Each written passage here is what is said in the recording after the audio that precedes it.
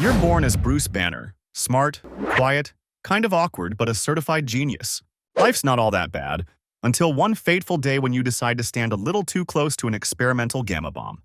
Boom! The explosion changes everything. You're still Bruce, but now there's something else lurking inside you. Something massive, something angry. You don't know it yet, but you're about to become one of the most powerful beings on Earth. And also one of the most hunted.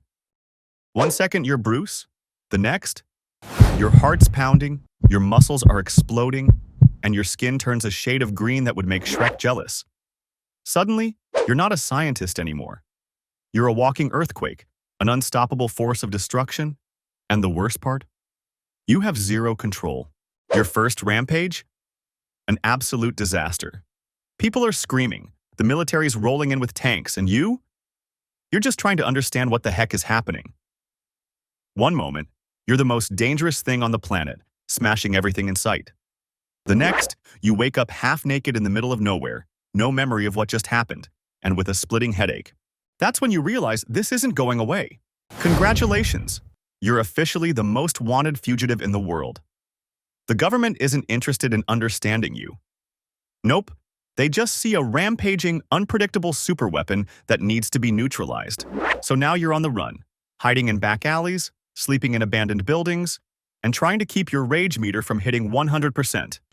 Because the second you get too angry, boom, Hulk. They come after you with everything. Drones, soldiers, even other superpowered monsters. They don't realize that the angrier you get, the stronger you become. Bullets? They bounce off. Missiles? Just make you madder. Tanks? Fun to throw. But here's the thing. You don't want to hurt people. You just want to be left alone. You're not the villain. You're just a guy with a monster inside him. And then, there's Betty Ross. She's the one person who doesn't run when she sees you. She's not afraid. She doesn't see the monster. She sees Bruce. For a moment, you let yourself believe in something different. That maybe, just maybe, love is stronger than the beast inside you. But deep down, you know the truth. You can't be with her. Not like this. Not when one wrong move could hurt her. Not when the entire military, led by her own father, General Ross, is hunting you down like an animal. So you do the hardest thing you've ever had to do. You walk away. Because the Hulk, he can fight with anybody in this world, break mountains and shake the earth. But the one thing he can't do is have a normal life. Your everyday life? Absolute chaos. You want to make friends? Yeah, good luck with that when one bad mood swing could flatten a city block. Finding clothes? Hope you enjoy oversized, stretchy pants. Going on dates? Let's just say Hulk smash isn't exactly romantic. And sleep? Forget about it. Every time you close your eyes, you worry about waking up to the news that Hulk just destroyed another city. There are moments when you think you've got it under control, when you start to believe that maybe, just maybe, you can live a normal life. Then something triggers you and bam, everything falls apart. It's exhausting. But let's not pretend it's all bad. Because let's face it, being the Hulk, kind of awesome. You're literally the strongest being on the planet. You can jump miles in a single leap. You can take punches from every enemy and laugh it off. The angrier you get, the stronger you become. There's no limit to your power. Yeah, the world fears you. But when alien warlords invade, when a mad titan threatens half of all life, guess what? They need you. And in those moments when you're standing side by side with Earth's mightiest heroes, you finally feel like you belong. For once, you're not the monster. You're the hero. You thought you were the biggest, baddest thing to walk the Earth?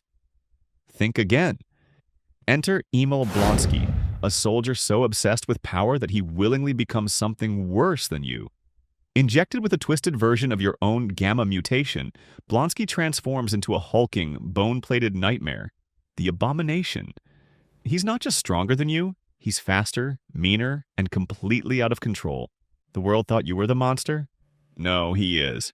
And now, he's ripping through a city, crushing everything in his path. You don't want to fight. You've spent your whole life trying to escape the Hulk, trying not to be him. But this time, you don't have a choice. If you don't stop Blonsky, no one will. This is it. Two gamma-fueled titans colliding in the middle of the city. Every punch sends shockwaves through the streets. Cars flip, buildings crack, the ground shakes with every impact. You hit him with everything you've got, but he's still standing, laughing. Because for the first time, you're the underdog. He's faster, he's stronger, he's merciless. But there's one thing he doesn't have: heart. The more you fight, the more you realize this isn't about strength, it's about control. Blonsky is drunk on power, swinging wildly, smashing without strategy. You've spent years holding back, learning to channel the beast instead of letting it control you. And when the moment comes, you outthink him, you outlast him, you defeat him. Not because you were angrier, but because for the first time, you weren't just Hulk the monster. You were Hulk the warrior. The battle ends. Abomination is beaten, broken, and shackled. The city is still standing, but barely. And then you look up. General Ross, the man who hunted you for years, the man who wanted you destroyed. But now, he's not giving orders to take you down. No soldiers, no tanks, just a look that says everything. Because today, you weren't the threat. You were the protector. For the first time, the world sees who you really are. Not a monster, not a weapon, a defender. And just like that, you vanish into the night. Eventually, you start figuring things out. Maybe it's meditation, maybe it's just experience, but one day you wake up and Hulk isn't just rage anymore. He's still you. You're still him. You learn to embrace it. The power, the responsibility, the identity. Maybe you're not just Bruce Banner. Maybe you're not just the Hulk. Maybe you're something more. But just when you start thinking you've got it all figured out, there's always that one question lingering in the back of your mind. What happens if one day you lose control again? And that is why it both sucks and rocks to be the Hulk.